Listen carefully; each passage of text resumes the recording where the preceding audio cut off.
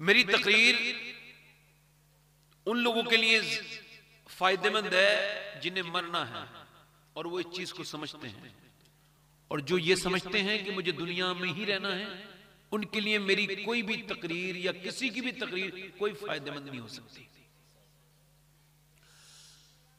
नेक चाहे कितनी भी किताबें पढ़ ले, कितनी भी नमाजें पढ़ ले, मगर मेरे नबी पाक सल्लल्लाहु अलैहि वसल्लम ने इरशाद फरमाया कि जिसकी महफिल में मौत का जिक्र नहीं होता वो नेक नहीं हो सकता।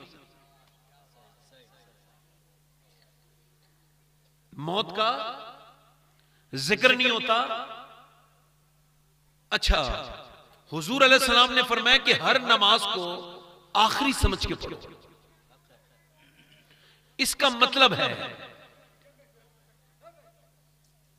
कोई मत नहीं, माशाअल्लाह बड़े अच्छे लोग हैं, समझाने का तरीका बहुत अच्छा है आपका।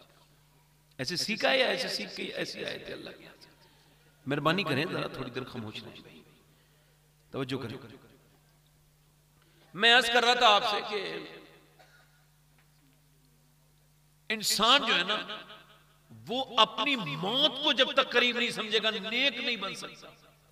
और हुजूर ने फरमाया कि हर नमाज को आखिरी समझ के पढ़ो। जब तक गौसुल आजम शेख अब्दुल कादिर जीलानी ने फुतुहुल गैब में इरशाद फरमाया, जब तक मोमिन नमाज को आखिरी समझ के नहीं पड़ेगा, वो सिर्फ सजदे मारेगा, उसे नमाज का लुत्फ और सही मानों में उसका जो फायदा है वो नहीं मिल सकता। इसी वजह से 25-25 साल हो गए, 30-30 साल हो गए नमाज पढ़ते हुए, मगर 25 साल में मस्जिद का इमाम भी राजी नहीं हुआ, तो अल्लाह क्या राजी होगा? अल्लाह। वजह एक ही है कि नमाज जो है ना, वो बुराइयों से तभी रोकती है जब नमाज को नमाज समझ के पढ़ो, सोच के पढ़ो। आखिरी हर सजदे को आखिरी समझ के किया जाए। श्री शक्ति कहते हैं, भाई थोड़ा सा इसका जो है ना गूंज कम कर दे, गूंज सादा करें, सादा सादा होता है ना, बिल्कुल साफ आवाज आती है। गूंज कम करें, आवाज बढ़ाएं, आवाज गूंज कम करें, इसका इको कम करें। माइक बहुत अच्छा है, इतना अच्छा माइक है, मेरा इरादा था 2-3 शेर पढ़ने का, मगर मैंने उसे तर्क कर दिया। बहुत अच्छा माइक है, समाप्त करें आप, बात कर रहा हूं आपसे। तो सादा कर दे, सादा। अल्लाह ताला आपके माइक को बरकतें अता फरमाए, आमीन कह दीजिए भाई जरा। आप दुआ नहीं दे सकते किसी को? दुआ दिया करें, जो दुआ देता है उसे अपने लिए करने की जरूरत नहीं पड़ती, अल्लाह ताला उसे ऐसे ही अता फरमा देता है। इमाम हसन कहते हैं, मैंने अपनी वालिदा से कहा, अम्मी पूरी पूरी रात आपको दुआ करते देखता हूं, रोती रहती हैं आप, मगर कभी अब्बा का नाम नहीं लेती, कभी मेरे लिए दुआ नहीं करती, कभी मैंने हुसैन का नाम नहीं सुना, कभी ज़ैनब का नहीं सुना। तो कहते मेरी अम्मी ने कहा, ओ हसन बेटे, बात यह है कि मेरी दुआओं पे पहला हक मेरे अब्बा की उम्मत के लोगों का है, उसके बाद मेरे घर वालों। क्या बात है। हर नमाज को आखिरी समझ के पढ़ा जाए। श्री शक्ति कहते हैं जुनैद बगदादी से, जुनैद बगदादी गौसुल आजम के मशाइख में उनका नाम है, और श्री शक्ति ये उनके भी पीर हैं, और इनके पीर का नाम है मारूफ करखी, शेख मारूफ करखी, और शेख मारूफ करखी के पीर का नाम है हजरत सैयदना इमाम जाफर सादिक रदी अल्लाह तआला अन्हुमा अजमईन। हजरत श्री शक्ति कहते हैं, बेटे जुनैद, जब मैं नमाज पढ़ता हूं तो मैं ये नियत करता हूं कि जैसे मैं पुल सिरात के ऊपर खड़ा हूं और मैं कट के जब गिरूंगा तो सीधा जहन्नम में जाऊंगा। और दूसरी नियत ये करता हूं मेरे बेटे कि मैं जब नमाज पढ़ता हूं तो दूसरी नियत बेटे मैं ये करता हूं कि मैं जो है ना वो काबा मेरे सामने है और मैं तसव्वुर करता हूं। तो कहते कभी कभी काबा सामने आ जाता है। और मेरी तीसरी नियत ये होती है, जब मैं सजदे पे सर रखता हूं तो मैं ये सोचता हूं, हो सकता है मालिक ये मेरा सजदा आखिरी सजदा हो। तो मेरे मालिक, कितने लोग ऐसे थे जिन्हें जोहर से असर नहीं मिली, असर से मगरिब नहीं मिली, तो जब मैं फजर पढ़ता हूं तो जोहर के ना मिलने की उम्मीद में मैं फजर में खूब रोता हूं, खूब बिलखता हूं, अल्लाह की बारगाह में तौबा करता हूं, मगर फिर भी मुझे पता नहीं कि मेरी नमाज होती है कि नहीं होती है। अगर आप ये कहेंगे ना, आप मौत के बारे में नहीं सोचेंगे तब भी मरेंगे, मगर अगर सोचेंगे तो मौत आसान हो जाएगी, मौत बरकत बन के आएगी।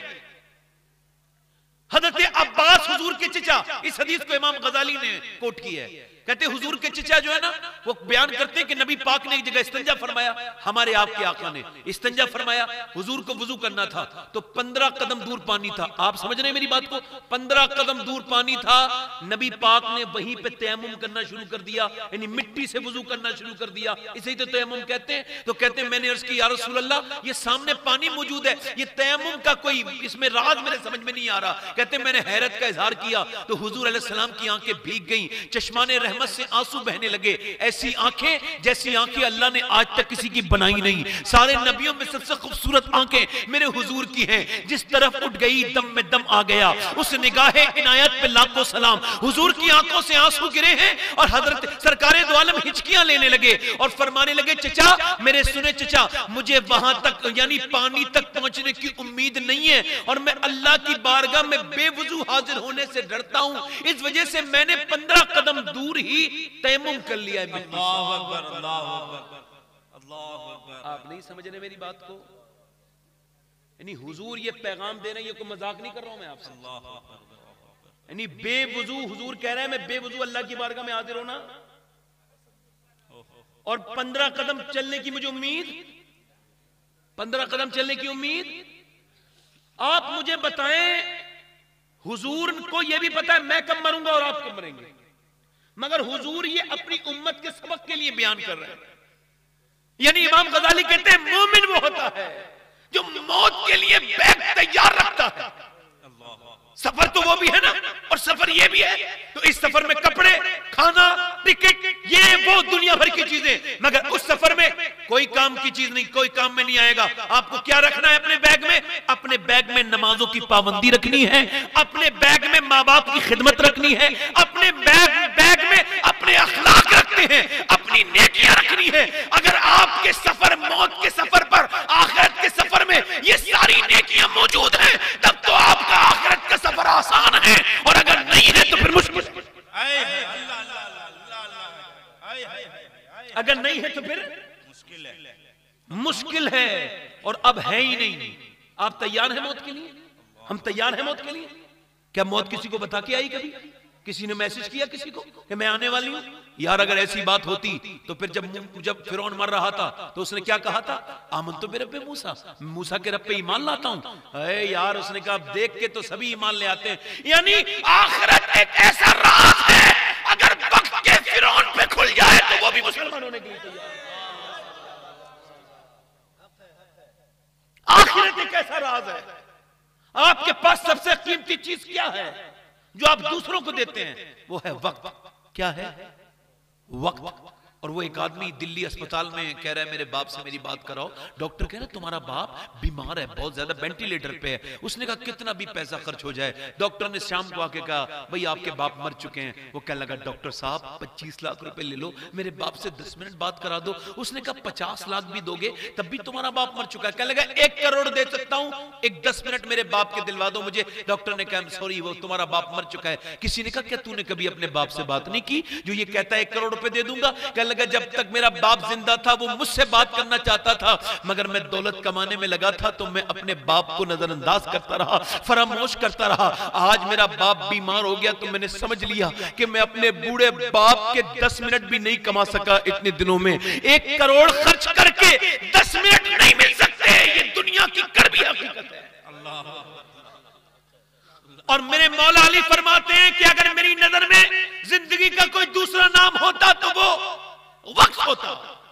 वासिफ अली वासिफ फरमाते हैं जो वक्त को बर्बाद कर रहा है एक दिन वक्त उसे बर्बाद करके छोड़ेगा। इंसान जैसी खूबसूरत चीज को अल्लाह ने क्यों पैदा किया था? हल जोतने के लिए, तिजोरियां भरने के लिए, बदकिरदारी करने के लिए, या फिर गोश्त खाने के लिए, या फिर 3 टाइम ठूस के खाने के लिए?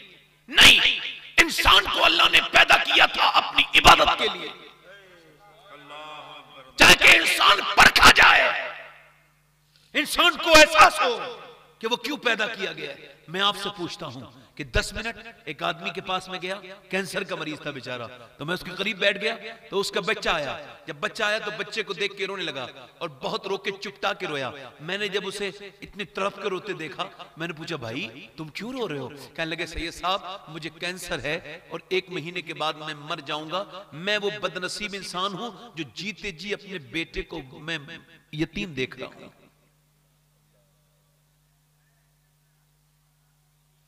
देखिए मैं आपको बताऊं, इंसान बनने में बहुत टाइम लगता है। इंसान, गालिब ने कहा था कि हर घर में आदमी तो पैदा होता है मगर इंसान बहुत मुश्किल से कहीं पैदा होता है। वो कहने लगा मैं वो बदनसीब इंसान हूं जो जीते जी अपने बच्चे को, आपको इस तरह की तकरीर सुनने का थोड़ा सा इसका वो नहीं होगा आपको, भाई मैं तो हंसा भी नहीं सकता आपको। उसकी वजह यह है कि माफ करना आप मुझे, मैं कभी खुल के खुद भी नहीं हंसता हूं।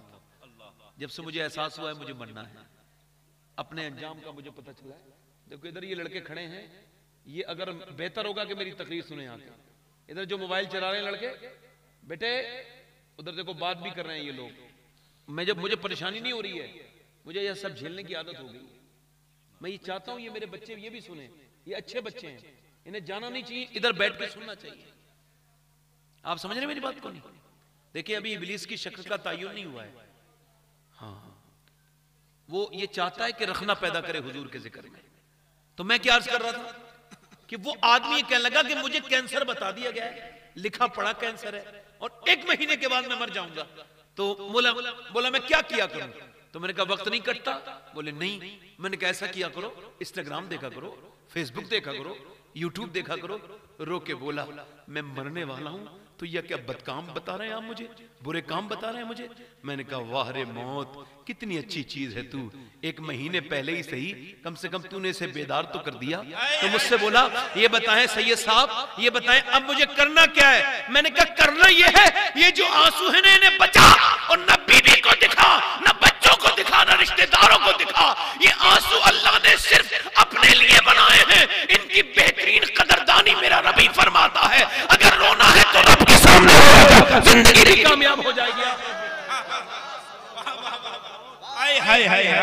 अपने सबके सामने रोए, सबके सामने रोने के लिए नहीं है। मैं नौजवानों से पूछता हूं, ये जिन्होंने ये समझ रखा है कि डेटा फ्री है, डेटा फ्री है ना? अब कितने भी इंस्टाग्राम देखो, कितना भी फेसबुक देखो, कितना भी यूट्यूब देखो, आप अपनी जिंदगी पे गौर कीजिए और मैं अपनी जिंदगी पे गौर करूं कि कितने कीमती घंटे हमने अपने बर्बाद कर दिए यूट्यूब पर, 3-3, 4-4 घंटे। आखिर बात क्या है नौजवान, ये तो बता, तूने कभी अपने दिल से पूछा कि 10 मिनट तू नमाज पढ़ता है तो तेरा दिल नहीं लगता और तू 3-3 घंटे फेसबुक चला लेता है, तेरे दिल पे असर कोई नहीं होता? आखिर बात क्या है? आखिर बात यही है कि तेरा दिल मेरे भाई बर्बाद हो चुका है, तू बेकार हो चुका है। वक्त उसे देना चाहिए था जो तुझे वक्त देता है, जो तुझे तेरी परवाह करता है।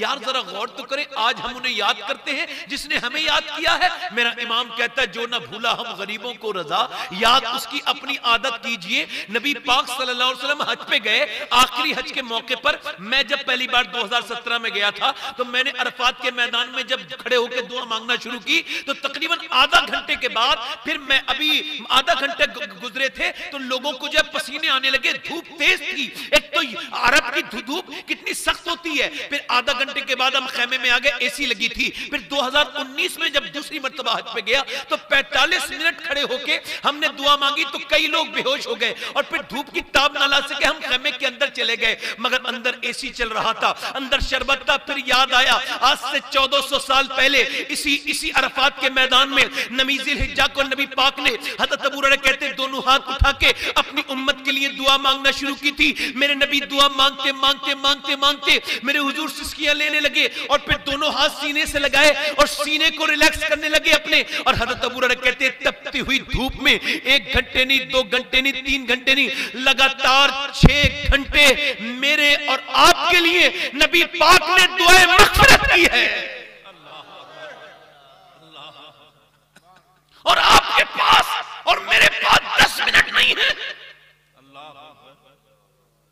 इंस्टाग्राम वाले को टाइम दिया, यूट्यूब वाले को टाइम दिया, ये बता मेरे भाई तूने फेसबुक वाले को टाइम दिया या मदीना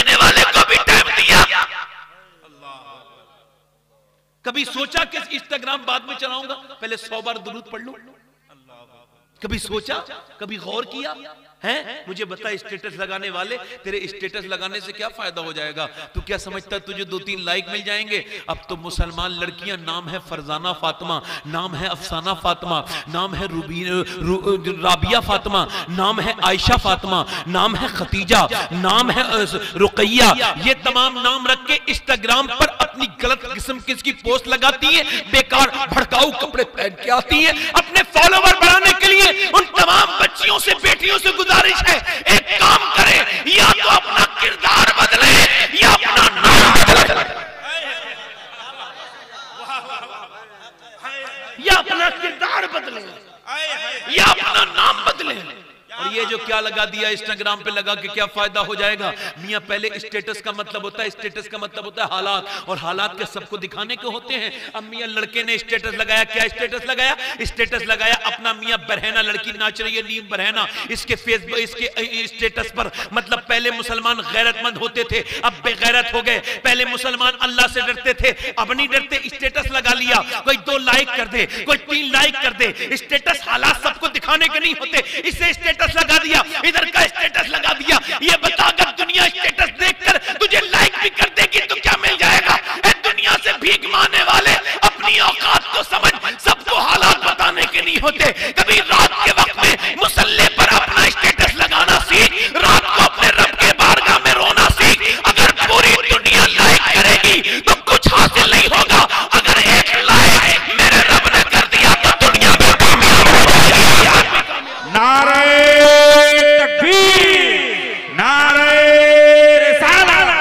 पैगाम हक कॉन्फ्रेंस। और फिर तुम्हारे आपने अपने आप क्या बना लिया? आपने क्या बना लिया? अपने वो बना लिए, क्या बनाए अपने वो, ये हीरो है, ये मेरा हीरो, ये मेरा हीरो, ये मेरा हीरो, ये मेरा, मैं इसका फैन हूं, ये मैं इसका फैन हूं, ये मेरा लीडर है, ये मेरा हीरो है, ये फला है, ये फला है, ये चुनी है, चुना है। यार अभी कुछ दिनों पहले इलेक्शन, ये मेरा लीडर है। मैं कहता हूं, मैं आपसे पूछना चाहता हूं, बताओ तुम्हारा कोई नेता, कोई लीडर ऐसा है जिसके तुम दामन को पकड़ के कसम खाओ कि इसके दामन पे कोई दाग नहीं है? माशाअल्लाह।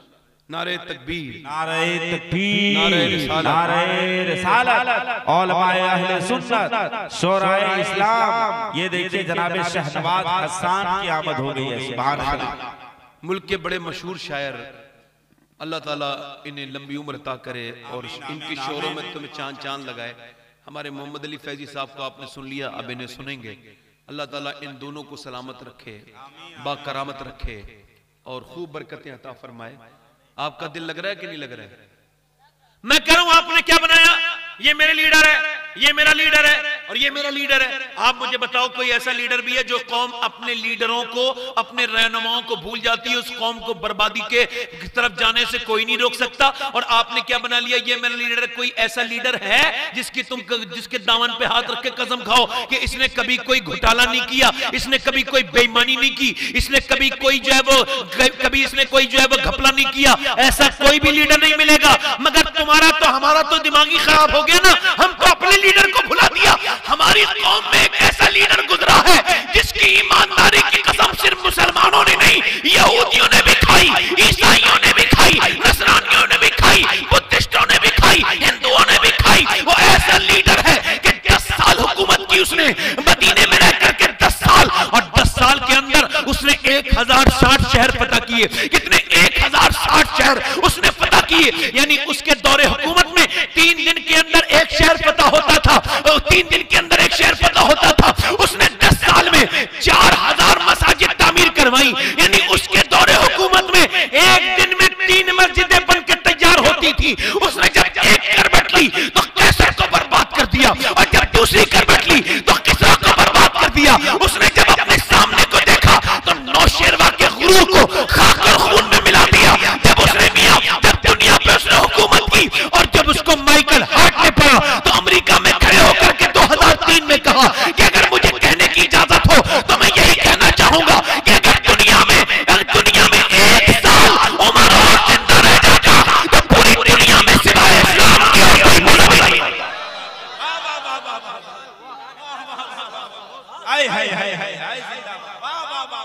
सुभान अल्लाह।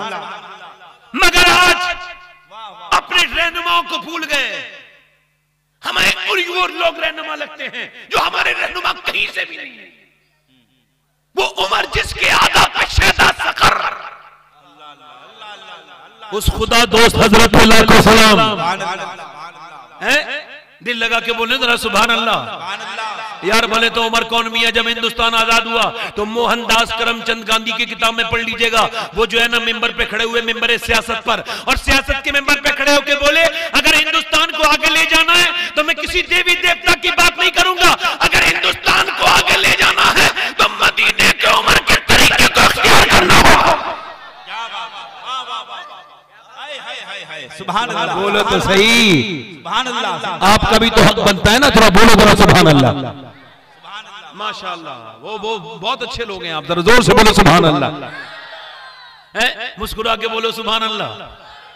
जब केजरीवाल ने हिंदुस्तान की सियासत में जो है ना वो हलचल मचाई और जब वो पहली मर्तबा मुख्यमंत्री बना तो उसका स्टेटमेंट आप पढ़ लीजिए, अब भी है गूगल पे। उसने कहा अगर मैंने दौरान तालिबे इल्मी में अगर मैंने उमर की जात को ना पढ़ा होता तो केजरीवाल नहीं होता, बल्कि पता लगा उमर सियासत के लिए बेहतरीन नमूने अमल है। सुभान अल्लाह। मेरे नबी ने फरमाया कि जब नेकों का जिक्र हो तो मेरे उमर का जिक्र जरूर करो। अम्मी आयशा का विसाल होने वाला है। अम्मी आयशा सैयदा आयशा। भाई थोड़ा सा इसका गूंज कम कर देंगे, माइक सादा कर देंगे, बड़ी मेहरबानी आपकी। माइक वाले को दे दीजिए भाई, जरा सादा करने का है, सादा कर दीजिए। इनाम में दे दीजिए। अल्लाह ताला बरकत दे। रख लो। तवज्जो है कि नहीं? मेरी तरफ देखें। ई को कम कर दें जरा, बस आवाज साफ कर दें। मेरी आवाज ही ठीक नहीं है, माइक बहुत अच्छा है, आवाज मेरी खराब है। अब जोर से बोले सुभान अल्लाह। मुस्कुरा के बोले। मैं क्या कर रहा था आपसे, तवज्जो करें आप। उमर कौन? अम्मी आयशा का विसाल होने वाला है। अम्मी आयशा अपने वक्त की सबसे बड़ी मुफ्तिया। किसी ने पूछा आप ये बताइए कोई वो वसीयत फरमा दीजिए। अम्मी आयशा ने फरमाया मेरी वसीयत ये है अपनी किसी भी महफिल को उमर के जिक्र से खाली मत रखना, क्योंकि जहां उमर का जिक्र होगा वहां इंसाफ का जिक्र होगा, और जहां इंसाफ का जिक्र होगा वहां परवरदिगार का जिक्र होगा। वहां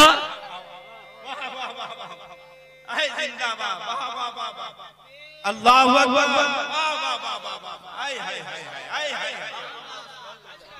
जिंदाबाद जिंदाबाद जिंदाबाद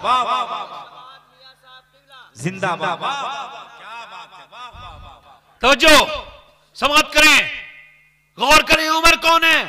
जब किसी ने कहा कि उमर आधी दुनिया का हाकिम है तो सूफिया ने कहा, उलमा ने लिखा, मुहद्दिसीन ने कहा उमर खाली आधी दुनिया का हाकिम नहीं था। अल्लाह ने उमर को एक वक्त में आग पर भी हुकूमत अता फरमाई, मिट्टी पर भी हुकूमत अता फरमाई, पानी पर भी हुकूमत अता फरमाई और हवाओं पर भी हुकूमत अता फरमाई। उमर आग का हाकिम, जरा बोलो सुभान अल्लाह। उमर आग पर हुकूमत करते थे। एक मर्तबा हज़रत उमर फारूक आज़म मिंबर पे तशरीफ रखते हैं। एक साहबा है आकर के कहने लगे कि आतिशफशा तार फट गया है और उसके अंदर से आग निकली है और आग वो शहर की तरफ को चल रही है। अगर उसे नहीं रोका गया, सैयदना उमर फारूक आज़म से कहा गया अगर उसको नहीं रोका गया तो वो शहर की तरफ आ जाएगी। उस जमाने में फायर ब्रिगेड का सिस्टम नहीं था। हज़रत उमर फारूक आज़म ने अपनी चादर दी, लो ये चादर लेकर के जाओ और आग को पीछे कर देना। तमीमदारी कहते हैं मैंने उमर की चादर ली, मगर मैं डरता था कि चादर को तो आग जला देती है, मगर मैं गया और मैंने जाकर के जहां तक जा सका गया, मगर जब आग की तपिश में तक आने लगी तो कहते मैंने अपनी चादर से इशारा किया। जैसे ही उमर की चादर से मैंने इशारा किया, कहते जैसे जानवर डंडे को देख करके भागता है वैसे ही उमर की चादर को देख करके वो आग पीछे को भाग रही थी और दुनिया को ये बता रही थी कि अगर उमर की चादर दुनिया की आग से बचा सकती है तो अल्लाह की चादर जहन्नम की आग से बचा सकती है। नारे तकबीर, नारे रिसालत, उलमाए अहले सुन्नत, नारे तकबीर, जिंदाबाद जिंदाबाद। क्या बात है? बोलो बोलो बोलो बोलो बोलो बोलो बोलो बोलो बोलो बोलो। जरा गौर करो। उमर जिसके आदा पे शहदा सकर उस खुदा दोस्त हजरत पे लाखों सलाम। वो उमर जिसके आदा पे शहदा सकर उस खुदा दोस्त हजरत पे लाखों सलाम। मदीने में जलजला आ रहा है, ऐसा भी कोई हाकिम देखा है आपने? मदीने में जलजला आया, जमीन कांपने लगी, भूकंप आ गया। भूकंप आ गया, जमीन हिलने लगी। हजरत सैयदना उमर फारूक आज़म रज़ियल्लाहु अन्हु जमीन पर उतरे और उतरने के बाद आंखों में आंसू आए और कहने लगे, जमीन क्या उमर तेरे ऊपर इंसाफ नहीं करता जो तू हिल रही है? क्या उमर तेरे ऊपर इंसाफ नहीं कर पाया जो तू लर्जे के साथ लड़ रही है? इतना कहना था, जमीन ठहर गई, साकिन हो गई, 1400 बरस हो गए, पूरी दुनिया में सजा है, मगर मदीने में आज तक नजर नहीं आया।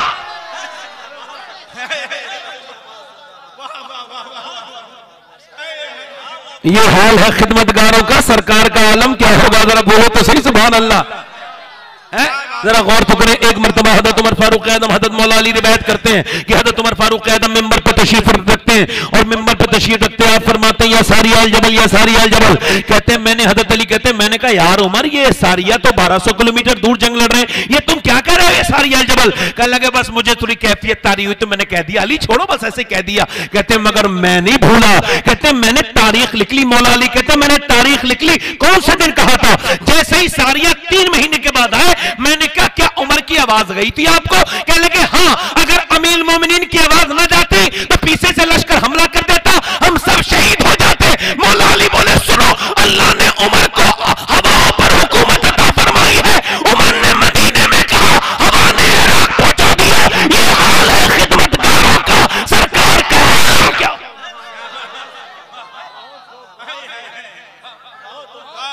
बोलो बोलो बोलो बोलो, जरा बोलो तो सही यार, जरा मुस्कुरा के बोलो। ये उम्र है मियां। अब जरा गौर करें, अब रह गया पानी। पानी से चलती है जिंदगानी। आप जरा जोर से बोलो, होगी मेहरबानी, जरा जोर से बोलो सुभान अल्लाह। मुस्कुरा के बोलो, पीछे वाले भी बोल दो जरा।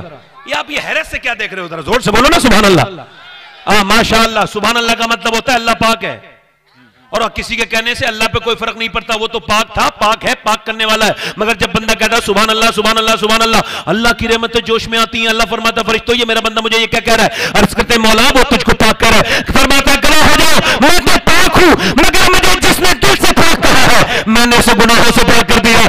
क्या बात है, सुभान अल्लाह। अब रह गया आग। आग हो गया, पानी हो गया, हवा हो गया, अब पानी रह गया। पानी जो है वो रुक गया। कहां? दरिया नील में। अब उनके लड़की डालेंगे तब दरिया नील का पानी जारी होगा। पुरानी रस्म है, पुराने जमाने तक एक भेंट चढ़ाई जाती लड़की को। कह लगे हम नहीं होने देंगे, का फिर नहीं होने देंगे, फिर पानी कैसे जारी होगा? का उमर से मशवरा करेंगे। हजरत उमर को खत लिखा गया। हजरत उमर ने कहा बिल्कुल नहीं, बिल्कुल नहीं, किसी लड़की को भेंट नहीं चढ़ाएंगे। का फिर पानी का क्या होगा? पर मैं ठहरो, आपने एक खत लिया। कोई समझता था कि ये शायद मिस्र के गवर्नर के नाम लिखेंगे, मगर नहीं नहीं, खत लिया, उसके ऊपर लिखा बिस्मिल्लाहिर्रहमानिर्रहीम। ये खत उमर बिन खत्ताब की तरफ से दरिया नील के लिए लिखा जा रहा है। अगर तू अपने मर्जी से बहता है तो मत बह, और अल्लाह की मर्जी से बहता है तो बहना शुरू हो जा। इतना कहना था मियां। हजरत उमर का खत डाला गया तो मियां दरिया जारी हुआ। 1400 बरस से जारी है। वो रस्म उसी दिन से खत्म हो गई। मुझे बताओ, इंसान तो इंसान को खत लिखता है, मगर जो दरियाओं को खत लिखते वो मेरा, जो दरियाओं को खत लिख दे, जो दरियाओं को खत लिख दे वो कौन है? कौन है? कौन है? जरा बोलो तो सही, वो कौन है? जरा बोलो तो सही। दरियाओं को खत लिखने वाला कौन है? यार मैं अपने आका उमर की बात कर रहा हूं। नौजवानों तुम याद करो उमर को। वो उमर कौन है? वो उमर जिसकी आदा पे शादा सकर। यार उमर इतना बड़ा इंसान, ये इस्लाम को मिला कैसे?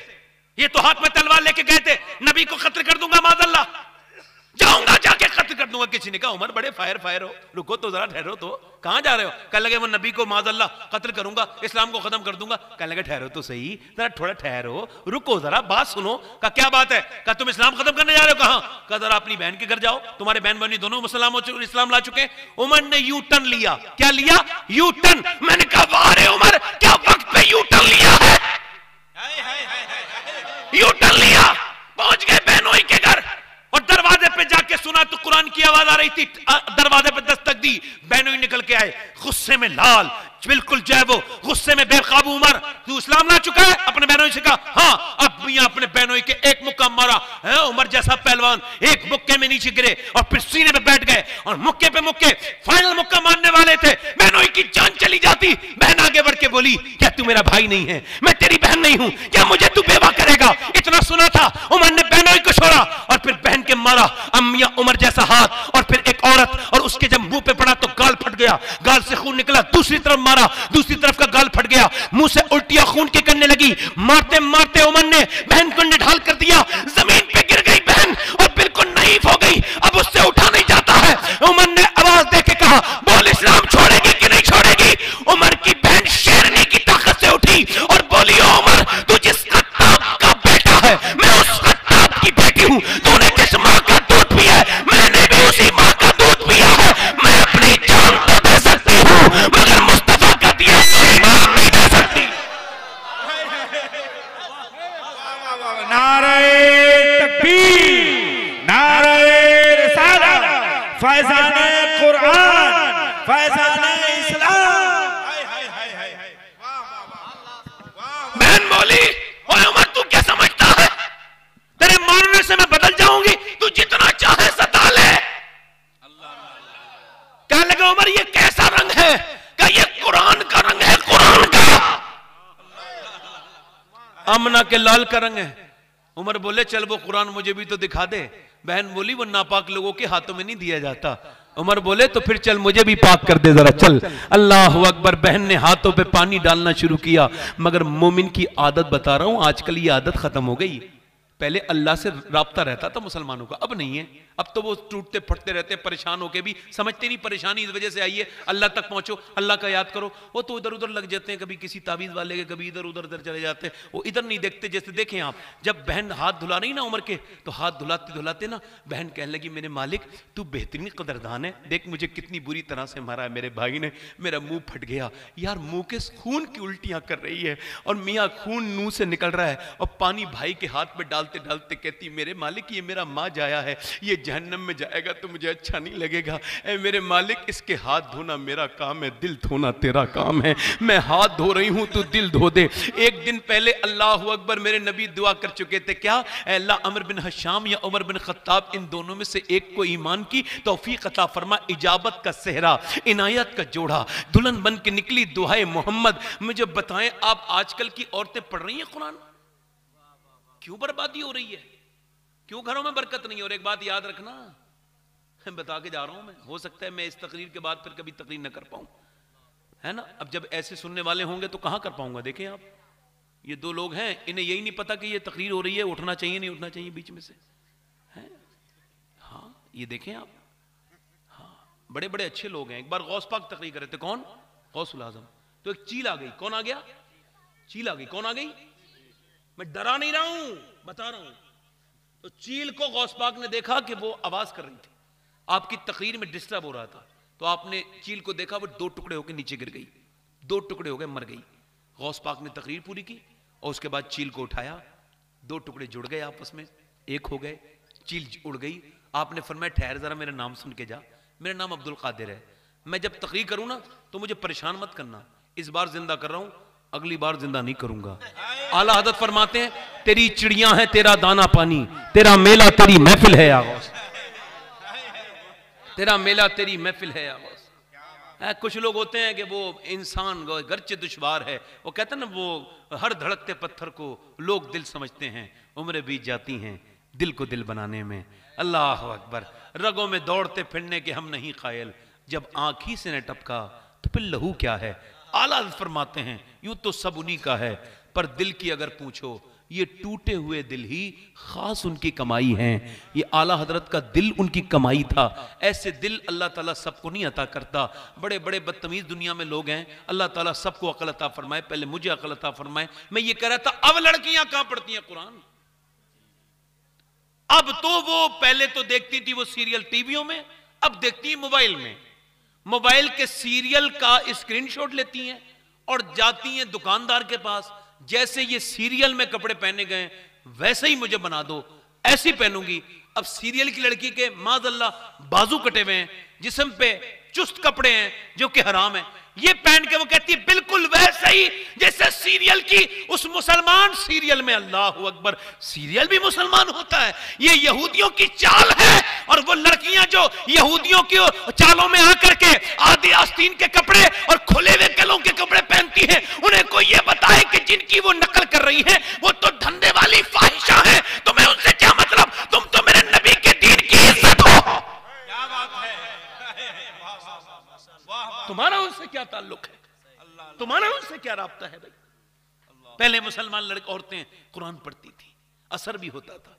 पानीपत में एक बच्चा पैदा हुआ, रोने लगा, एक दिन रोया, 2 दिन रोया, एक हकीम, दूसरा हकीम, फिर तीसरा हकीम, 10 दिन, 15 दिन, 20 दिन, 30 दिन, 1 महीना लगातार बच्चा रोता रहा। कोई जब शिफाका नहीं हुआ तो माँ बाप बिल्कुल नाउमीद हो गए, न जाने कौन सा मर्ज है हमारे बेटे को। मगर उसी दिन उधर से गुजर के जा रहे थे फखरुद्दीन बहाउद्दीन जकरिया मुल्तानी के दामाद। उन्होंने कहा ये बच्चा रो नहीं रहा, ये अल्लाह की हमद बयान कर रहा है। वो दरवाजे पे जाके बोले इसके घर में कोई है, अल्लाह का वली है ये। बाप बाहर को निकल के आए, कहने लगे आप इसे वली कहते हैं, ये 1 महीने से सोया नहीं है, सोने नहीं दिया है, आप इसे वली कह रहे हैं, लाओ मेरी गोद में लेकर के आओ। गोद में लाया गया, आपने गोद में लेके उसके कान में, बच्चे के एक कान में कुछ पढ़ा, दूसरे में बच्चा खामोश हो गया। माँ बाप कहने लगे ये आपने क्या पढ़ दिया, क्या इसे आपने क्या इसके कान में पढ़ के फूका है, जो बड़े बड़े हकीमों से ठीक नहीं हुआ, आपने इसे खामोश कर दिया। कहने लगे क्या इसकी माँ कुरान की हाफिजा है? कहा हाँ। कहा तो सुनो, जब ये अपनी माँ की पेट में था तो उसने उठते बैठते चलते फिरते खाते पीते रोटी पकाते चक्की चलाते इतना कुरान पढ़ा, इतना कुरान पढ़ा कि इस बच्चे की रूह की ग़िज़ा कुरान की तिलावत बन गया।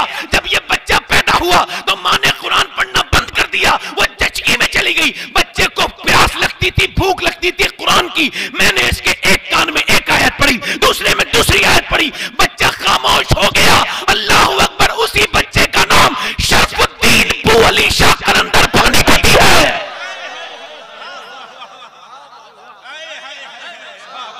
वाह वाह वाह वाह, जिंदाबाद। जेन्युइन बात सुन लीजिए, एक जेन्युइन बात ये, डॉक्टर के पास जब हमला औरत जाती है, प्रेग्नेंट मूवमेंट में जाती है, जब वो गर्भावस्था में जाती है तो वो कहता है ये नहीं खाना, ये नहीं खाना, ये नहीं करना, ये नहीं करना है, तुमको जो है सेब खाने आयरन बढ़ेगा, तुमको जो है ना संतरा खाना विटामिन डी बढ़ेगा, तुमको अमरूद खाना है विटामिन डी अच्छा होगा बच्चे का, तुमको गुस्सा नहीं करना है, चिड़चिड़ापन नहीं करना है, वरना बच्चे के ऊपर असर पड़ जाएगा। मैं आपसे पूछना चाहता हूं, जब संतरे का असर तो पड़ता है, अमरूद का असर पड़ता है, ये बताएं जब मां के गुस्से का असर पड़ेगा तो कुरान की तिलावत का असर नहीं पड़ेगा बच्चे के ऊपर।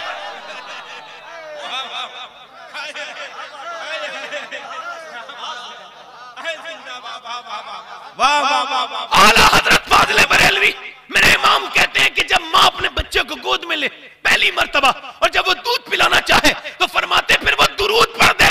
फरमाते अगर वो पहली मर्तबा में दुरूद पढ़ेगी, अल्लाह उसके बच्चे को आशिक रसूल बना देगा।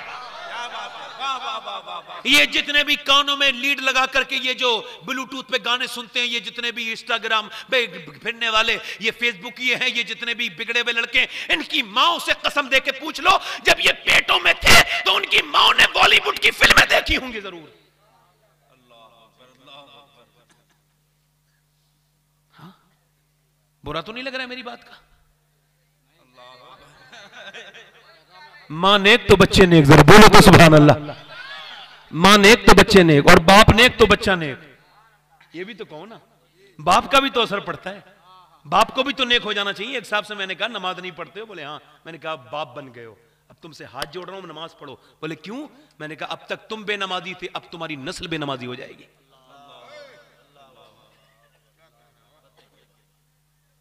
अपने मां बाप को, अब मेरी बहनों को देखो फैशन के चक्कर में बर्बाद हो गई। अब देखें आप, ये मौलवी लोग होते हैं 99% अपने माँ बाप के फरमाबरदार होते कि नहीं होते? अरे बोलो तो सही हो, एक दो कोई जलील देखा होगा उसका जिक्र ही क्यों कर रहे हैं आप? और 99% मौलवियों की बात कर रहा हूं, होते हैं नेक नहीं अपने माँ बाप के फरमाबरदार। इमाम गजाली ने कहते हैं यूं नहीं होते हैं, कहते हैं अल्लाह की तरफ से होते हैं। कहा कैसे? कहा तुम तजर्बा करना, जब बच्चा 8-9 महीने का हो जाए गोद में लेके उसे कहना, जब उसे गोद में लो तो उसे सिखाना अल्लाह अल्लाह अल्लाह अल्लाह अल्लाह अल्लाह अल्लाह। अब आप जब कहते हैं ना अल्लाह अल्लाह अल्लाह अल्लाह, बच्चा कहता है अब्बा अब्बा अब्बा अब्बा अब्बा अब्बा। आप कह रहे हैं अल्लाह अल्लाह अल्लाह, बच्चा कह रहा है अब्बा। इमाम गजाली कहते हैं वो कहता थोड़ी है, उससे अल्लाह कहलवाता। देख तूने इसे मेरा नाम सिखाया तो मैंने इसे तेरा नाम सिखा दिया है।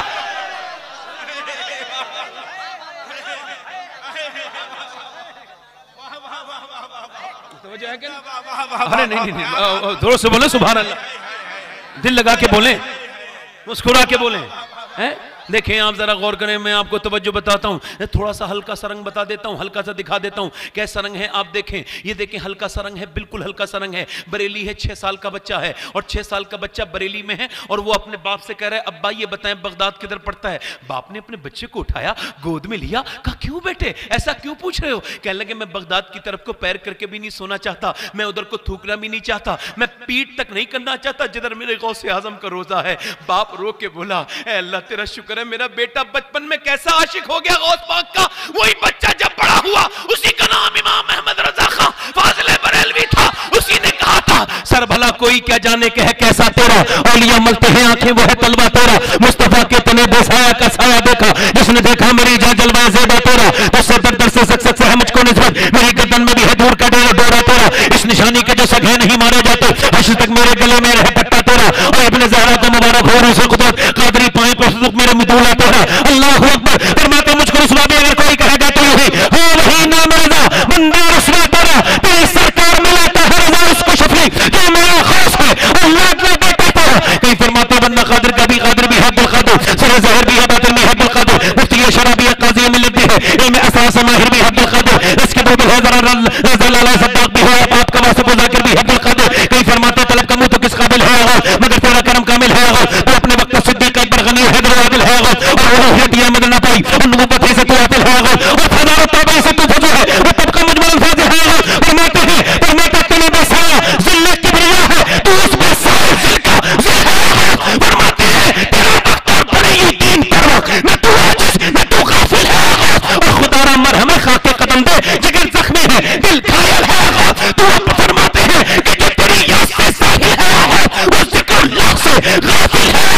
फरमाते हैं तेरी चिड़िया है तेरा दाना पानी तेरा मेला तेरी महफिल है, और तेरे बाबा का फिर तेरा करम है ये मोमन ना किसी काबिल है।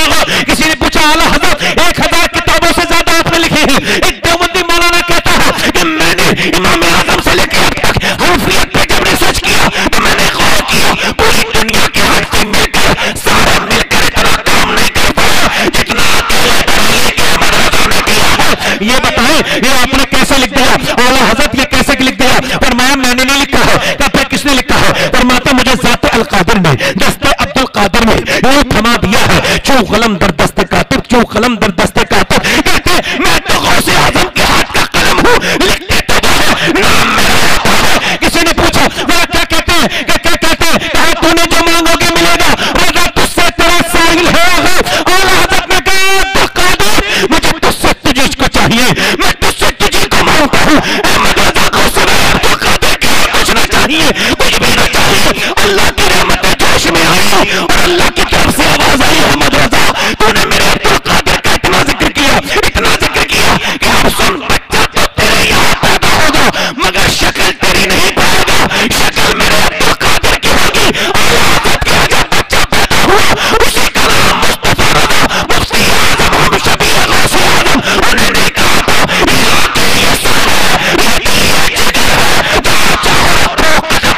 नारे तकबीर, नारे रिसालत, फैज़ाने हुजूर गौसे आज़म, मसलके आला हज़रत, फैज़ाने आला हज़रत। बरेली को हमारी नजर से देखो, बरेली बरेली नहीं है, बरेली तो बगदाद का मोहल्ला कूचे हैं। ये धामनगर जो है ना, ये धामनगर नहीं है, ये तो बगदाद की ब्रांच लगी हुई है। अल्लाह अकबर। ये सब जलवे अब्दुल कादिर जिलानी के हैं। अम्मी पूरे दिन बरेली वाले क्या कहा, पूरी जिंदगी क्या कहते रहे? कादरी कर कादरी रख कादरी में उठा कादरी कर कादरी रख। मियां जब बरेली से कुछ दिनों पहले एक जनाजा निकला, उस जनाजे की शान बान हुकूमत को देख करके उसकी हुकूमत को देख करके दिलों पे लोगों ने ये नहीं कहा आला हज़रत का बेटा जा रहा है, मुफ्ती आज़म का नवासा।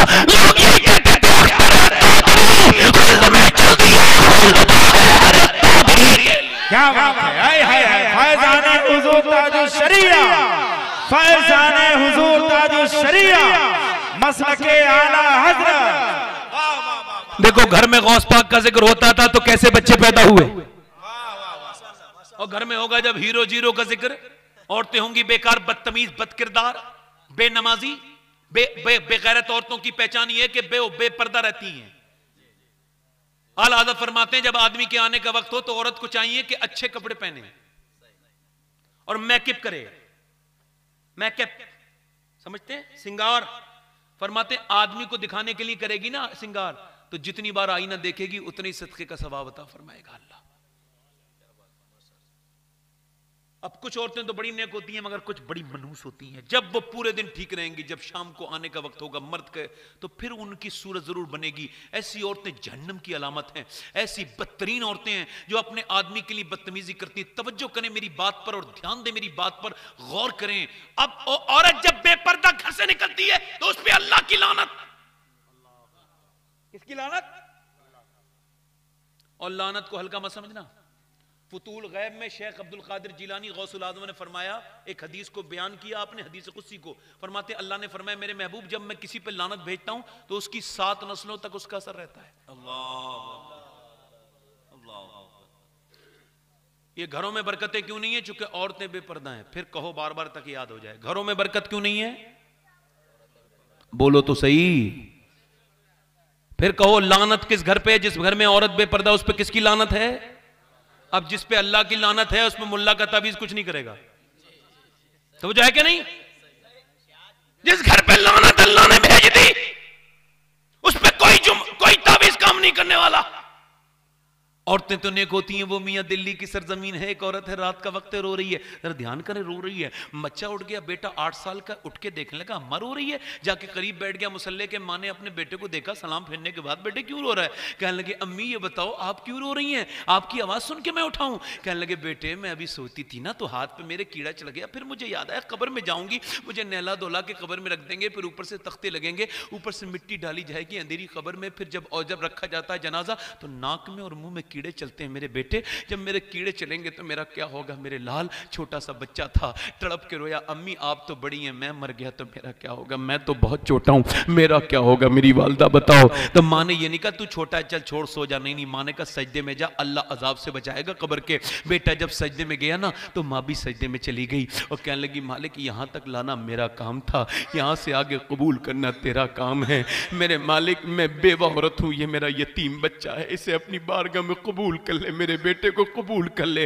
यार कैसे अल्लाह की रहमत है। झूमी जरा देखें तो माँ रोज रोती थी, माँ बूढ़ी हो गई, रोते रोते बच्चा जवान हो गया, माँ का विसाल हो गया, बच्चे का रंग दिल्ली पे चढ़ा और बच्चे का विसाल हो गया। दुनिया जाके दिल्ली जाके देखे मियाँ बड़े बड़े राजाओं महाराजाओं की औरतें, रानियां महारानियां शहजादियां, उनकी कब्रों के निशान तो दुनिया में तो आपको दिल्ली में नहीं मिलेंगे। मगर वो जो रात को रोती थी ना उसका मजार 3 बीघा जमीन में बना हुआ है आलीशान, उसके मजार पे हर हफ्ते मेला लगता है। उसका नाम सैयदा जुलेखा अल-मारूफ माई साहिबा है, उसके करीब में उसके बेटे का मजार है।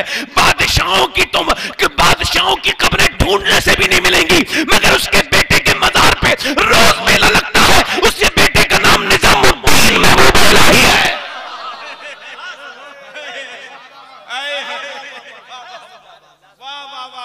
माए नेक तो बच्चे, बोलो तो सही, जरा बोलो तो सही, माए नेक तो बच्चे, जरा दिल लगा के बोलो माए नेक तो बच्चे नेक। आधा इकबाल कहता है मेरी बहन तुझे पता है कुरान पढ़ना तेरा इस क्यों जरूरी है? तेरा कुरान पढ़ना इस वजह से जरूरी है कि जब तुम मदीने में फातिमा बिन्ते मोहम्मद बन के कुरान पढ़ती है तो तेरा बेटा नेज़े पे चढ़ के करबला में कुरान पढ़ देता है, और जब तुम मक्के में फातिमा बिन्ते खत्ताब बन के कुरान पढ़ते हैं तो तेरा भाई उमर पूरी दुनिया को कुरान का मतलब समझा देता है। वाह वाह वाह वाह वाह। जब तक औरतें कुरान नहीं पढ़ेंगी, नमाज नहीं पढ़ेंगी, नेक बच्चे नहीं हो सकते। बोलो जरा जोर से सुभान अल्लाह, मैं सही तो कह रहा हूं? अच्छा फिर देखें अब जब उमर कैसे दरियाफ्त हुए? शेखुल इस्लाम ख्वाजा कमरुद्दीन सियालवी फरमाते हैं बाकी सहाबा हुजूर के मुरीद हैं, उमर मेरे नबी की मुराद है। क्या है? उमर को हुजूर ने मांगा है। आप समझ रहे हैं मेरी बात को? उमर को हुजूर ने मांगा है, उमर को हुजूर ने मांगा है, दुआओं में मांगा है। यार जब हुजूर मांगे और अल्लाह अता करे तो फिर क्या सुभान अल्लाह, क्या बात है, हैं? मांगने वाला भी लाजवाब है और फिर देने वाला मेरा रब, सुभान अल्लाह। जरा गौर तो करें आप, ये देखो उमर कैसे आदि अगर कोई एमएलए एमपी बन जाए ना तो कपड़ों की शिकन नहीं टूटती उसकी, लहजा बदल जाता है। और सुनाओ क्या हो रहा है, ठीक हो? ये लहजा सब ये इबलीस का लहजा है, मजाक नहीं, मैं डिफाइन कर रहा हूं, मैं बता रहा हूं मैं ये। और बताओ है इधर आओ, ये इबलीस का लहजा। गौसुल आजम फरमाते हैं जो इंसान पूरे दिन अच्छी अच्छी ग़िज़ाएं खाता है और रात को बेहतरीन ग़िज़ाएं खा के सोता है, सुबह को लेटरिन बना के निकलता है, उसे तकब्बुर करना चाहिए, तकब्बुर करना चाहिए उसे। आधी दुनिया का बादशाह, ये मेन क्वालिटी बता रहा हूं उमर की, आधी दुनिया का बादशाह और सुबह को रस्सी डोल लेके निकलते हैं, पानी भरते हैं कुएं से, जब सफेद दाढ़ी हो चुकी है, बूढ़े हो चुके हैं, मगर पानी भरते भरते मशकीज़ा अपने कांधे पे रखते हैं। एक घर में पहुंचा के आए, दूसरे घर में पहुंचा के आए, तीसरे घर में पहुंचा के आए, चौथे घर में पहुंचा के आए, पांचवें घर में पहुंचा करके आए। फिर उसके बाद कोई कहने लगा लाइए मैं आपका सामान उठा लूं, आपका वजन, कहने लगे तू क़यामत के दिन उठा पाएगा, कहने के तो फिर हट जा पीछे को। उसके बाद आपने औरतों के सौदे ला के दिए, किसी ने कहा अमीरुल मोमिनीन रोज देखता हूं दोपहर तक पानी भरते हैं, फिर औरतों के सौदे ला के देते, किसका पानी भरते हैं? कहने लगे मदीने में कुछ औरतें ऐसी हैं जिनका कोई पानी भरने वाला नहीं है, उमर उनके घर में पानी भर के देता है। कुछ औरतें ऐसी हैं जिनके शौहर गए हैं जंग पर, उनका कोई सौदा लाने वाला नहीं है, उमर उनके घर की नौकरी करता है। कितनी बड़ी बात। मैं किसी एक विधानसभा के मालिक की बात नहीं बता रहा हूं, एमएलए की, किसी एक लोकसभा की बात नहीं बता रहा हूं, मैं बता रहा हूं जिसकी आधी दुनिया पे हुकूमत थी उसकी बात। आधी दुनिया का हाकिम उमर। फिर उसके बाद मस्जिद में जाके झाड़ू लगाते हैं, सफे बिछाते हैं। मालदार आदमी देखा मस्जिद में जाता है, इमाम साहब झाड़ू नहीं लगी। मैंने कहा भाई आप भी तो मस्जिद में आए हो, मुसलमानी हो गए, तो आप भी लगा सकते हो, कोई मसला ही नहीं इसमें कोई। कहने लगा नहीं वो इमाम साहब नहीं लगानी झाड़ू, या फिर मौजूद साहब लगाएंगे। मैंने कहा आप नहीं लगाएंगे। किसी ने बाबा फरीदुद्दीन गंजे शकर से कहा हुजूर मैं नमाज पढ़, मेरा दिल पे असर नहीं होता आपकी तकरीर का, दिल थोड़ा गंदा हो गया है। आपने फरमाया मस्जिद में झाड़ू लगाया कर। कहा झाड़ू लगाने से मस्जिद का क्या ताल्लुक है, मस्जिद से झाड़ू लगाने से क्या ताल्लुक है दिल का? कह लगे सुन तू अल्लाह का घर साफ किया कर, अल्लाह तेरा दिल साफ कर देगा।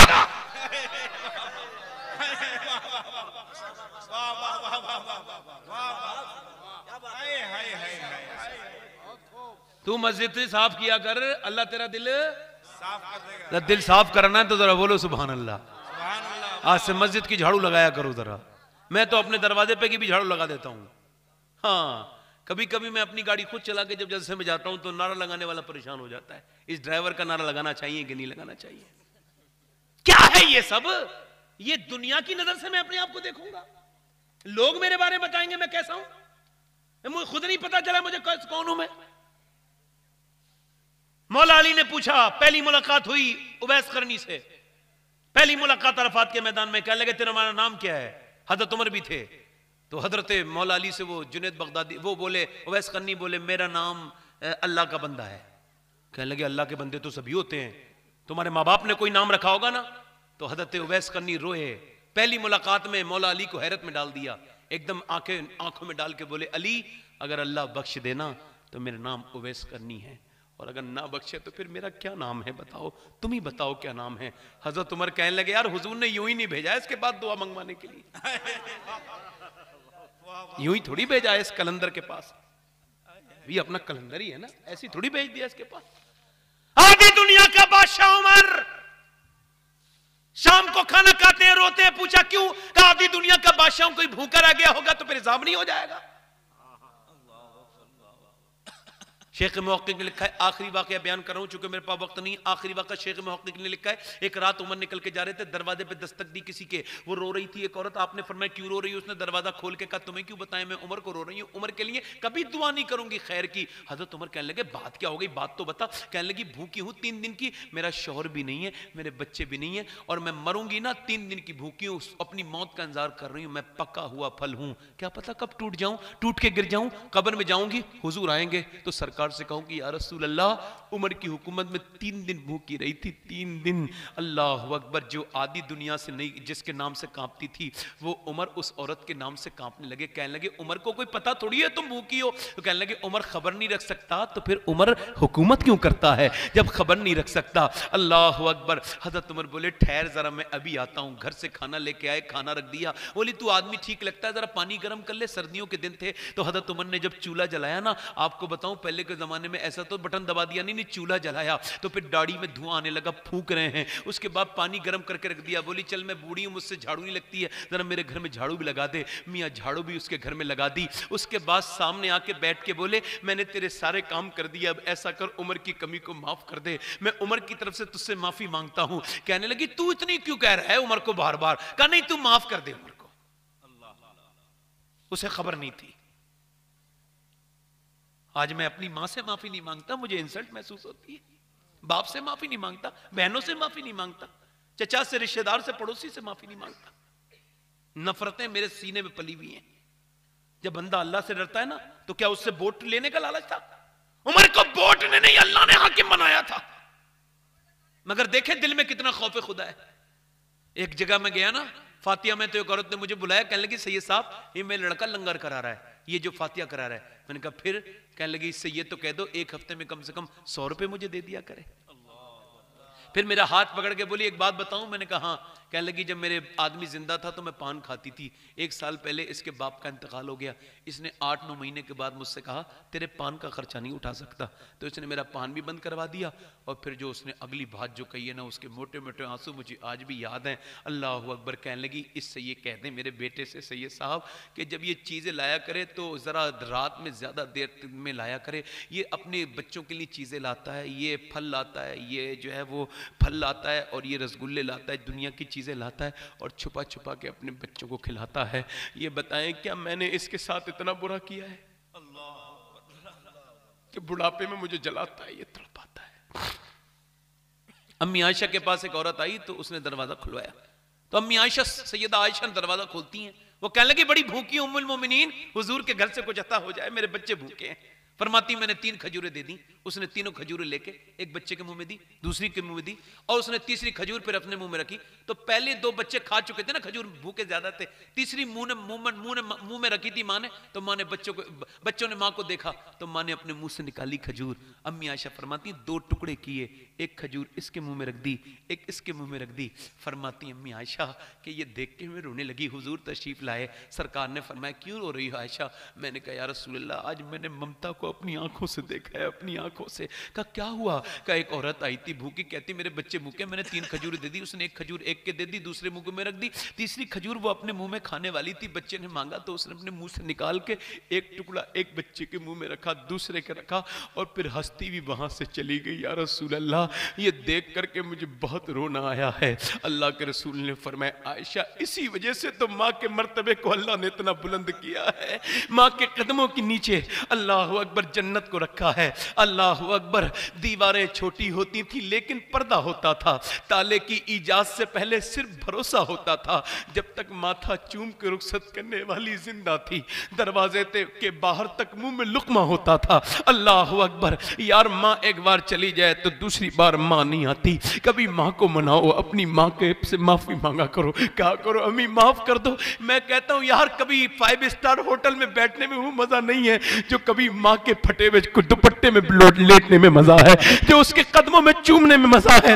अल्लाह अकबर। वो किसी पीर के हाथ चूमने में वो मजा नहीं है जो बाप के और माँ के कदम चूमने में मजा है। वो सुकून किसी पीर के दामन में नहीं है जो अल्लाह ने माँ बाप के दामन में रखा है। कभी अपने बाप के दामन को चूमा करो, कभी बूढ़े बाप से भी बात कर लिया करो। एक आदमी मेरे पास आया, कहने लगा सैयद साहब मेरे बाप ने मुझे बेदखल कर दिया। मैंने कहा आप परेशान ना हो। कहने लगे मैं आपने सताया होगा अपने बाप को? कहने का हरगिज़ नहीं। मैंने कहा ईद आने वाली, अपने बाप से ईद मिल लोगे? कहने का हाँ मिल लूंगा, मगर वो मिलेंगे नहीं, दूसरे घर में रहते हैं। मैंने कहा तुम्हें ईद मिलना है, दुरूद पढ़ना है? कहने लगा ठीक है कोशिश, मैं नहीं मिलना है। ईद के बाद रोता हुआ आया, कहने लगा मेरा अब्बा मान गया। मैंने कहा क्या हुआ? कहने लगे मैंने ईद के दिन नाराज तो बहुत था, मैंने कहा ईद मिलूंगा, बोला नहीं मैं नहीं मिलूंगा। मैंने कहा नहीं अब्बा ईद मिलूंगा। उसने दरवाजा बंद करना चाहा, कहते मैंने दरवाजा ताकत से खोल दिया। वो कहने लगा मैं नहीं मिलूंगा, पीछे हटने लगा। मैंने जबरदस्ती अपने बाप को बाहों में दबाया। कहते थोड़ी देर तो उसने मुखालफत की, धक्के मारे, मगर फिर जब मेरे सीने की गर्मी उसके सीने तक पहुंची और जब मैं उसने दुरूद पढ़ा तो वो सिसक के रोया और बिलकने लगा बच्चों की तरह। मैंने कहा अब्बा क्यों रो रहे हो? कहने लगे बेटे तूने आज से पहले मुझे इतनी इज्जत कभी नहीं दी थी जितनी आज दी है। मेरे बेटे तू सबसे बड़ी दौलत ये समझता था मेरी दौलत, तू मेरी सबसे बड़ी दौलत है। मैंने अपनी जवानी में आग लगा के तेरी जवानी में उजाला किया है। मैंने अपने आप जो है वो भीगता रहा हूं, मैं भीगता रहा हूं बारिश में कि तुझे तेरे ऊपर आंच ना आ जाए। अल्लाह अकबर। ऐ मेरे बेटे, मैंने सब कुछ तेरे ऊपर कुर्बान कर दिया। अजीज रखता था वो मुझे अपनी रगो जान से। ये बात सच है, मेरा बाप कम न था मेरी माँ से। वो माँ के कहने पे कुछ रोब मुझ पे रखता था, यही वजह है मुझे चूमते झिझकता था। जुड़ी थी उसकी हर एक हाँ फकत मेरी हाँ से। ये बात कम है, मेरा बाप कम न था मेरी माँ से। वो कहता है बड़े दोस्तों से ईद मिला हूं, मगर जैसा आज बाप से ईद मिलने का मजा आया ऐसा कभी ईद नहीं मिला। मैं दुनिया में ढूंढता रहा। अल्लाह अकबर। मैं कहता हूं बाप को वक्त दो। बाबा फरीद कहते हैं अपने बाप का तलवा बगैर किसी कपड़े के चूम लेना 7 साल की नफली इबादत से बेहतर है। हजरत उमर जैसा इंसान एक आम माँ के सामने खड़ा है, कहता तू मुझे माफ कर दे। और कहने लगी चल मैंने माफ कर दिया उमर को। तो कहने लगे तू लिख के दे उमर को, लिख के। कहा मैं लिखना नहीं जानती। का तू लिखवा ला, मैं दस्तखत कर दूंगी। हजरत उमर ने लिखा। एक औरत नाराज हो गई थी, उमर ने उसे मना लिया। उसके बाद दस्तखत करने थे, हजरत अली आ गए। अमीर मोमिनीन आप यहां खड़े? हजरत हुज़ैफा बोले हम आपको ढूंढ रहे थे। औरत बोली कौन अमीर मोमिनीन? का यही तो अमीर मोमिनीन है। का ये उमर है? कहा। औरत आगे बढ़ के कांप के बोली उमर मुझसे बड़ी खता हो गया, बड़ा जुल्म हो गया। मैं तुझे समझ ही नहीं पाई कि तू उमर है। मैंने तो अपने घर की झाड़ू तुझसे लगवा ली, नौकरों की तरह तुझे आवाज दे रही थी, तुझसे अपने घर में काम करे। उमर मुझे माफ कर दे। उमर फारूक आजम का जुमला सुनिए। फरमाया ए बूढ़ी तू मदीने में रहती है, वो भी अल्लाह के रसूल के मदीने में। अगर तुझे कोई परेशानी होगी तो मैं हुजूर को क्या मुंह दिखाऊंगा। अल्लाह अकबर। कहने लगे अली ले ये पर्चा ले, मेरी कब्र में रख देना। मेरे कफन पे जब हुजूर आएंगे कब्र में और हुजूर पूछेंगे उमर दुनिया में कैसी हुकूमत की, तो कह दूंगा या रसूल अल्लाह एक माई बूढ़ी नाराज हो गई थी, मैं उसे भी राजी करके आया हूं। यार तुम अपनी बाहों को राजी करके चले जाओ दुनिया से, अपनी बहनों को राजी करके चले जाओ, रिश्तेदारों को राजी करके चले जाओ। मोहब्बत बांटो, मोहब्बत से दुनिया आगे बढ़ती है। मोहब्बत करो, एक दूसरे से प्यार करो, प्यार आगे बढ़ाओ। ये इस्लाम है प्यार। नफरतें ना बांटो। मैं अपनी बात को जो है ना वो इधर से खत्म कर रहा हूं, एक आखिरी बात करके। नौजवानों देखो ये आंखें जो गंदी की है ना, इसका हिसाब होना है। अपने रब से तौबा कर लो, बदकारियों से तौबा कर लो। तुम्हारे मोबाइल के लोग तुम्हें बचा नहीं पाएंगे, अल्लाह सब देख रहा है। हिस्ट्रियां कितनी मिटा सकते हैं यूट्यूब से। अपने वक्त की कीमत समझो। देखो मैं आपको बताऊं, अभी कुछ दिनों पहले मैंने मोहम्मद अली भाई 18 साल के लड़के को गुस्ल दिया अपने हाथ से। देखो मैं मुनाफिक नहीं हूं और ये कोई मिंबर है तो मैं मुनाफिक हूंगा तो मेरे दिल पे असर नहीं करेगी बात। मैं मुनाफिक नहीं हूं, गौस पाक का गुलाम हूं, तो ये बात कह रहा हूं। नौजवानों मैंने अपने 18 साल के लड़के को अपने हाथ से गुस्ल दिया तो मैंने उसकी खोपड़ी के नीचे हाथ डाला ना पानी डालने के लिए, तो उसका वो पोस्टमार्टम की वजह से हड्डी टूट गई थी। हड्डी मेरी उंगली में लगी, खून निकलने लगा। एक साहब बोले, मैं रोने लगा तो एक साहब बोले आपको तकलीफ हो रही है? मैंने कहा नहीं मुझे एहसास हो रहा है। किस बात का? मैंने हुजूर ने फरमाया जब मुर्दे का हाथ उठाता ना गस्साल तो मुर्दा कहता आराम से उठा, तेरे उठाने से बड़ी तकलीफ होती है। मैंने कहा यार ये तो गस्साल ने उठाया है और वो तो चीरता है फाड़ता है शराब पी के पोस्टमार्टम हाउस में। मैंने पोस्टमार्टम होते हुए देखा है, लाइन में लगे होते हैं मुर्दे, वो एक को चीरता है, 200 को चीरता है, तीसरे को। आप क्यों रो रहे हैं? मैंने कहा मैं जरा सफर में रहता हूं ना तो मैं कहता हूं अल्लाह मुझे पोस्टमार्टम की मौत मत देना, बस तुझसे नेक मौत मांगता, ऐसी मौत जिससे तू राजी हो जाए, तू मुझसे राजी हो जा मेरे रब। माएं रोती हैं, बहनें, कोई साथ में तो दफन नहीं होता ना। अपने रब को पहचानो, तुम्हें सब छोड़ के अल्लाह के हवाले करके आ जाएंगे। किफिल नामी नौजवान था, हर रात अल्लाह के रसूल हदीस बयान करते हैं, कहते हैं हर रात एक नई लड़की मंगाता था, नई लड़की से अपनी रात रंगीन करता था। एक रात एक लड़की आ गई तो वो रोने लगी, तो उसने कहा तुझे पैसे नहीं दिए जो मेरी मूड खराब कर रही है, वक्त खराब कर रही है मेरा? हेलो जालिम, सब कुछ पैसे नहीं होते, मेरे बहन भाई भूखे हैं, माँ बाप मर गए, भूख की वजह से आई हूं मुंह काला करने, वरना नहीं आती। उसने कहा अच्छा तो डर किससे रही है, रो क्यों रही है? कहा बस रब से कह रही मेरे मालिक माफ कर देना, ये अगर मजबूरी ना होती तो कभी ये बुरा काम ना करती। कहते हैं हुजूर सरकार फरमाते वो ऐसी तड़प के रोई, उसके आंसुओं से इसके दिल धुल गया। वो बोला ए मेरी बहन तू चली जा, मैंने बहन बनाया, तू कितनी परेशानी में रहती है, मैं आसानी में रहता, जा चली जा। वो तो चली गई। ये रात को रोया, तड़प के रोया, मौला कितनी मुझे माफ कर दे। मेरे जैसा अगर गुनहगार कोई नहीं है तो तेरे जैसा करीम भी तो कोई नहीं है।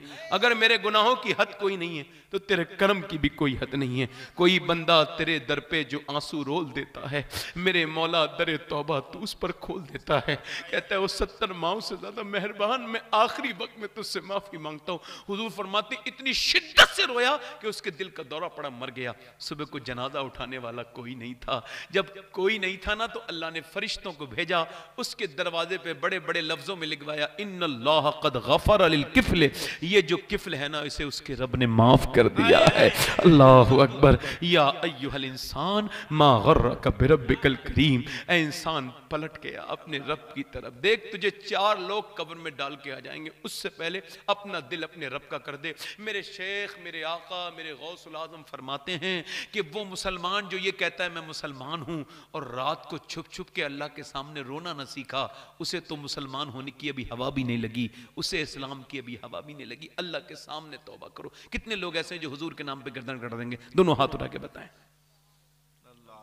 नीचे हाथ कर ले, दोनों हाथ उठा के बताएं कितने कटा देंगे गर्दन? दोनों हाथ उठा के बताएं, नीचे हाथ कर ले। जो गर्दन कटा सकता है कुछ भी कर सकता है ना, तो एक दूसरे की तरफ ना देखें, मुस्कुराएं ना। कितने लोग ऐसे हैं जो आज से गर्दन भी कटा देंगे और आज से पूरी दाढ़ी भी रखा लेंगे। इस महफिल में खड़े हो जाएं, खड़े हो जाओ, खड़े हो जाओ, खड़े हो जाओ, खड़े हो जाओ, दाढ़ी रखाने वाले खड़े हो जाओ। सुभान अल्लाह, नारे तकबीर। खड़े रहो, खड़े रहो, खड़े रहो। जिसके दाढ़ी ना हो तीन खड़े रहो। देखो जबरदस्ती नहीं खड़ा कर रहा हूं, अगर दिल नहीं चाह रहा हो तो बैठ जाना, ये सख्ती नहीं है। अब जिसके जी में आए वो पाए रोशनी। मैंने तो दिल जला के सरे राह रख दिया।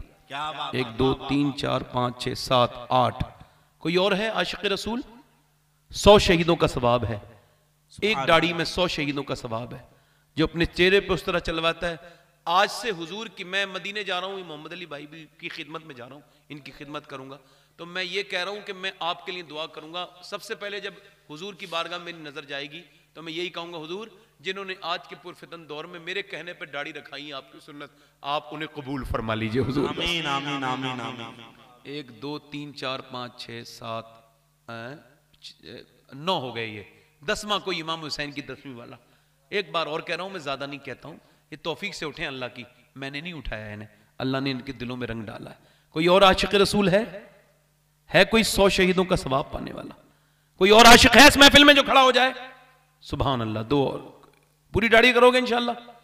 सुभान अल्लाह। चलो हाथ ऊपर कर लो, दाढ़ी रखाने वाले ऊपर हाथ कर लें, ऊपर हाथ कर लें, ऊपर हाथ करें, मेरे साथ कहें इंशाअल्लाह आज के बाद न दाढ़ी कटेगी न मुंडेगी, इंशाअल्लाह। बैठ जाए।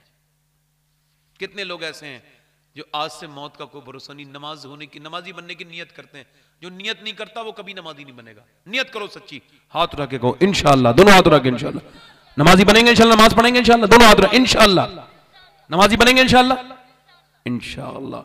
और दोनों हाथ उठा के कहो इंशाअल्लाह माँ बाप की खिदमत करेंगे इंशाअल्लाह, जिंदा है तो अपनी बहन बेटी को पर्दा कराएंगे इंशाअल्लाह, इंसाफ की बात करेंगे इंशाअल्लाह। अल्लाह आप सबको सलामत रखे। देखो कुछ कहने में मुझसे गलती हो गई हो ना तो मुझे माफ कर देना, कोई गलत बात लगी हो ना मेरी तो मुझे माफ कर देना, यहीं पे माफ करके चले जाना, ज्यादा लंबी बात बढ़ाते नहीं है, माफ करके जाओ। और मैं तौबा करता हूँ अपने रब की बारगाह में, आप भी करें अस्तगफिरुल्लाह अस्तगफिरुल्लाह रब्बी मिन कुल्लि ज़म्बिन व अतूबु इलैह। पढ़ लीजिए ला इलाहा इल्लल्लाहु मुहम्मद रसूलुल्लाह। मेरी ज़िंदगी का मकसद तेरे दीन की सरफराजी, मैं इसीलिए मुसलमान, मैं इसीलिए नमाजी। इस्लाम जिंदाबाद, मसलक आला हजरत पाइंदाबाद। अस्साबिकून अस्साबिकून उलैइकल मुक़र्रबून। सदक़ल्लाहुल अज़ीम। अस्सलामु अलैकुम व रहमतुल्लाहि तआला व बरकातहू।